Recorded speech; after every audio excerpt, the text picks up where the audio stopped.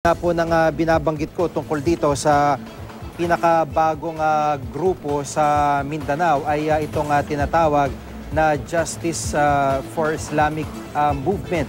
At ito nga po ang binubuo ng tinatayang nasa may 70 membro. Sa puntong ito ay kasama po natin dito si Brigadier General Joselito Kakilala, ang tagapagsalita po ng AFP. General, dito po tayo. Magandang hapon po. Magandang hapon, Jigs. Dito po sa una po muna, no, yung offensive na ginagawa ng AFP, dapat ngayon yata matatapos, ano po, tapos nag-extend up to Sabado ulit? Yeah, because may mechanism yun sa ADJAG na when we go after lawless elements and mga terrorists na mga high priority targets, we have to inform the ADJAG, especially if yung areas na pupuntahan namin ng offensive operations na po-fall within the MILF identified territories. That mechanism in place yan, kaya sinusunod namin yan. So, dun sa panig po ng mga troops sa ground, hindi po ba nawawala din yung momentum nila na pag bago sila pumasok, magki-clearance, paano po ang pakiramdam? It's a challenge, but then we have to live with it. Kasi we don't want to makaroon ng sa primacy of the peace process natin.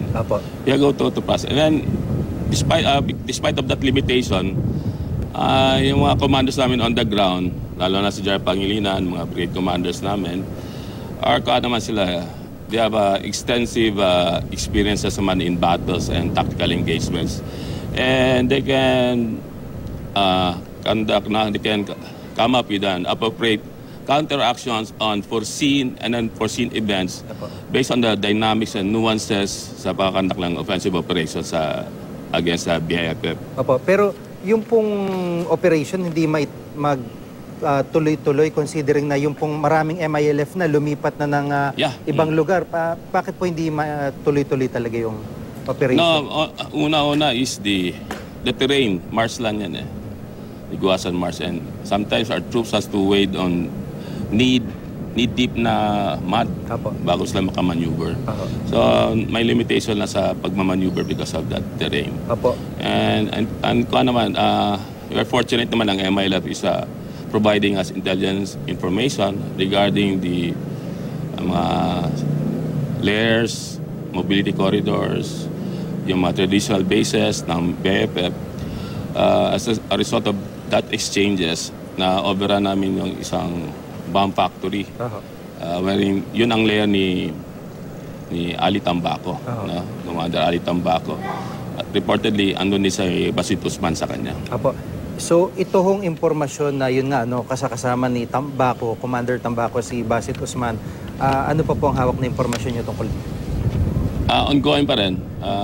We have pinpoint their location. But then yung challenge niya, yung terrain niya You have to maneuver in knee-deep mud. Yan ang challenge. It slowed down the momentum of our operations. And considering also yung kalaban, they know the terrain pretty well. Yung advantage nila. And we cannot just launch an offensive drastically. You have to consider also the safety of our personnel also. There's a challenge. Both we try to mix yung challenges, strike a balance with our mission accomplishment and the safety of our soldiers also. We don't want to incur casualties. Gaano kalaking threat po itong JIM, itong bagong grupo under Commander Tambaco? As a background kasi, ito si Ali Tambaco was the finance and logistics officer ng BIFF. Then si Karyalan was the chief of staff of the BIFF.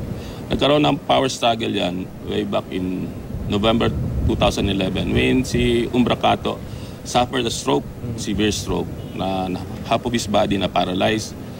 So nangyari doon, so sino magli-lead doon, namimili. And although si Karyalan is a field commander, ito naman Tambaco is he had a master's degree in Islamic Studies and Sharia Law yata in Cairo, Egypt. I forgot the university. I forgot the university. So, yun ang kanya. So, at the same time, parang relative din siya ni Umbracato. So, there was a struggle. Who will be the acting BIFF head? So, na-prevail si Ali Tambaco. So, yun ang... And there were also several instances then, yung mga operations led by Ali Tambaco was criticized by Carialan.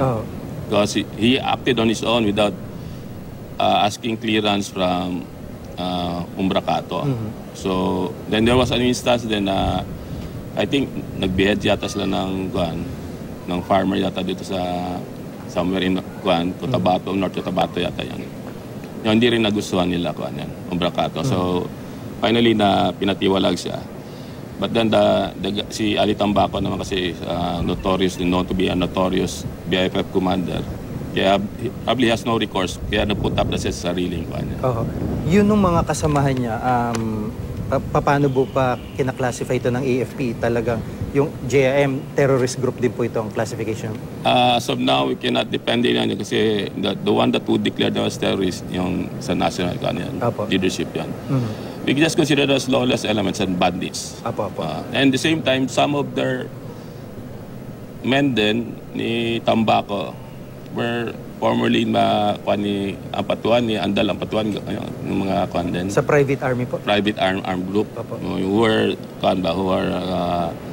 charged for yung mga suspects doon sa Kaya they have no recourse, kaya nag-join sila kay Ali Tambaco. At panghuling katanungan, ano po, yung posibilidad ho na humalo nga itong mga ito sa mga local, sa mga residente para makaiwas sa military operation, ano po nagiging assessment ng AFP dito?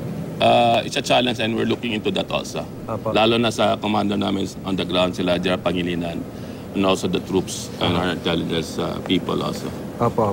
Maraming salamat po sa pagkakataon. Thank you, Jigs. Si Brigadier General Joselito Kakilala, ang bagong tagapagsalita po ng AFP at kaugnay nga po nito nitong pinakabagong grupo na Justice for Islamic Movement na pinangungunahan ng dating commander, isa sa mga commander ng BIFF na ngayon ay pinamumunuan din niya ang ilang mga dating miyembro ng private armed groups at ito nga po ang isa sa mga nagiging balakid o kasapi o kasali sa operasyon na ginagawa ng mga otoridad. Kaugnay pa rin ng nangyayari dito sa Maguindanao at yung posibilidad na magkaroon ng